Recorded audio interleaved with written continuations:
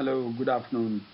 I'm architect Mahesh Bangad from Dr. B.N. College of Architecture, Pune, and I'm presenting this week 4 presentation for the International FDP on Environment and Sustainability, hosted by D.Y. Patil College of Engineering, Akodi.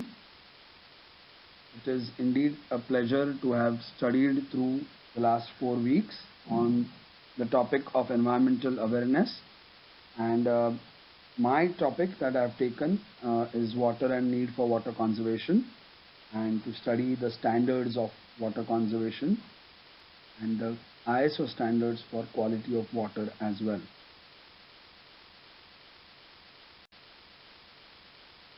To start with, let me acknowledge D.Y. Patil College of Engineering, Akodi for initiating this and conducting this wonderful FDP, which is of international standards. We had great resource persons presenting through this FDP, and I must thank Dr. Vinay Kulkarni for his efforts to provide us with the best of resources in our course of learning. And it's been a pleasure to learn from the other participants as well. And there were thousands of participants from across the world attending this, and it was a pleasure to listen to some of the great speakers that have presented during this FDP. Thank you very much, D.Y. Patil College of Engineering, Akodi.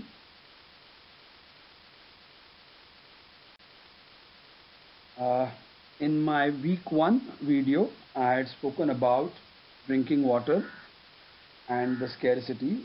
This was the detail that came from the presentation that discussed sustainability as a concept, the 3 spheres of sustainability, and the policies to promote environmental sustainability. And in week 2, the presentation talked about drinking water as a resource, why there is scarcity, and the need to conserve this drinking water, and of course the various standards that ISO or BIS sets for drinking water quality.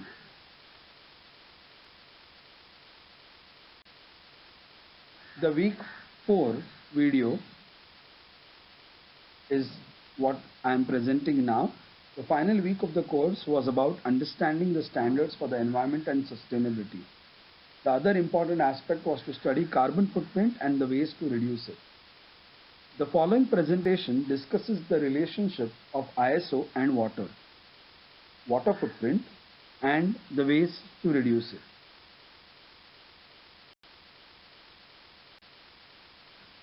Drinking water, such an important resource. All of us need it, and all of us use it very nonchalantly without thinking, what if we never got access to drinking water? Good, safe drinking water. And thus, the International Standardization Organization set some rules for ISO and water. The following details are from the ISO website, official website, and it says, great things happen when the world agrees. Of course, everybody of us have to agree on the international standards.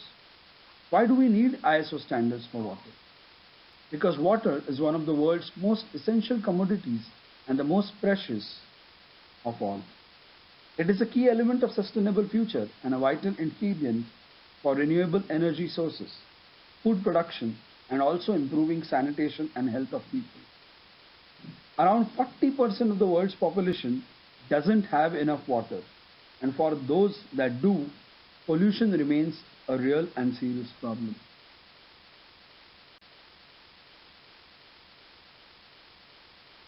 Out of the 21,300 international standards laid by ISO, we have more than 1,200 related to water, and with many more in the development. Just to tell you about the water quality, there is a very important ISO standard, ISO/PC 147, that talks about the kind of water quality that needs to be there for consumption. There are 300 standards for water quality. applicable to everything from plant treatment agents to natural mineral waters. Then there are standards for water footprint, which provides basic requirements for the measurement and reporting of a water footprint, setting an international benchmark for water use. ISO also has about 70 standards for water and sediment measurement in open channels, including movement and availability of groundwater. ISO measures the water footprint the world over. It depends upon how the consumption of water has environmental impact, and right, not just from consumption, but when a company produces a product, what level of water is being utilized as well.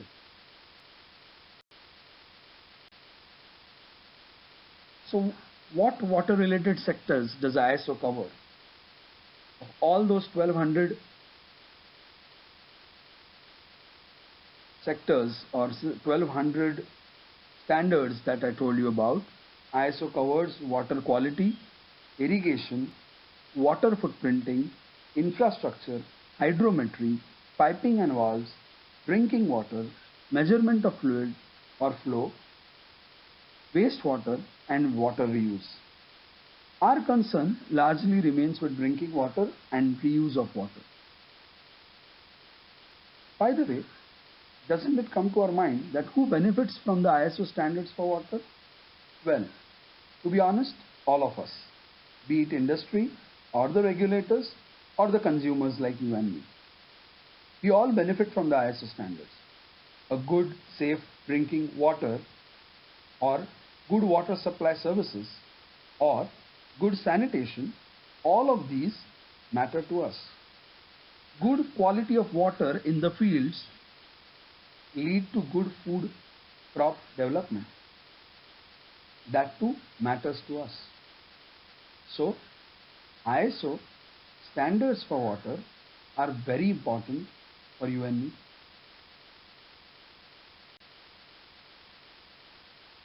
They say clean drinking water is a privilege to many. I think I agree. Because the amount of drinking water and wastewater systems we have, not all of them are as per standards. We don't know where the water comes from. We don't really know whether it is really purified as much. And thus it is necessary to have our water, our drinking water, properly treated. And there are three key standards for drinking water. The ISO 24510, ISO 24511 and the ISO 24512 are related to drinking water. Carbon and water footprint. Carbon footprint many of you must have heard of, but water footprint is also a part of this. What is the carbon footprint of a bottled water? Have you ever imagined? Do you really understand that how much of bottled water do we all consume in our day-to-day lives? We use a lot of bottled water, and all of this matters to you, me, and the environment by and large. What is this carbon footprint of water? It includes right from transportation of raw material to bottling of water to also, most importantly, retransportation of this water to the consumer. So there is a lot of carbon footprint involved for a bottled water. The CO2 footprint total on the higher side is 446 billion pounds. And there are several studies being done, and after USA and Europe, it is Asia that has the highest amount of global carbon footprint for bottled water. To put it into perspective in terms of numbers, the global carbon footprint of bottled water in 2017 was 37 billion tons.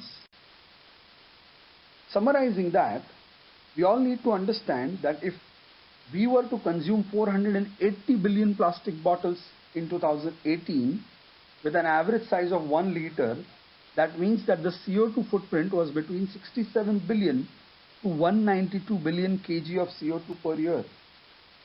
And that, my dear friends, is equivalent to driving 248 to 710 billion kilometers by car, or the annual CO2 output of about 5 to 74 million cars. And these numbers, let me tell you, aren't covering it all. And that is why we need ways, and there is a need to conserve water. And to conserve just 100 liters per household per day through various measures is possible, which automatically would reduce annual CO2 emissions by 24 to 63 kgs per household. And these measures are very, very important for reducing the consumption by at least 100 liters a day. What are these measures? And how to reduce your water footprint? Speaking broadly, you can reduce your direct water footprint by turning off the tap while brushing your teeth, using water-saving toilets, installing a water-saving shower head, taking shorter showers, only washing your clothes when necessary, fixing household leaks, using less water in the garden and when cleaning, not disposing of medicines, paints or other pollutants down the sink. And what is affecting our drinking water as well? So there are indirect ways of reducing your water footprint. 1. Eating less meat. 2. Switching coffee for tea. 3. Cutting down on sugar. 4. Eating less processed food. 5. Consuming more local produce. 6. Buying quality, not quantity. And then there are so many more ways in which businesses and individuals could be regulated through government norms. It is upon all of us to reset this water footprint for each one of us. Remember that if we make a difference at our own level, it will directly affect in a larger good for the society and the environment. So, in a nutshell, through these 4 weeks, I have learned that the environmental sustainability is concerned with not just the weather or resources, but it is also concerned with us. And it is us who need to protect it and maintain it for future generations to come. We have the issues of water crisis, long-term health of ecosystems, decision making, renewable resources, prevention of man-made global warming, protection of species diversity and ecological structure. And then there is so much to do in terms of environment and social welfare and finally the happiness of people. Remember, water is life and clean water means health. What do we do with these? We need to shift to renewable resources, protect health of our ecosystems, avoid the excess pollution, not just water but air as well. We need to make decisions that are more economic based. Finally, we need to target welfare and not GDP. As individuals, the improvement begins with I. As someone has rightly said, for water, jal hai to kal hai. And if we have water for tomorrow, then we are alive tomorrow. So it's our moral responsibility to save water, drinking water, and clean water. Thank you very much. And thank you D.Y. Patil College of Engineering, Akodi, for allowing me to present here for the International FDP on Environment and Sustainability. Thank you.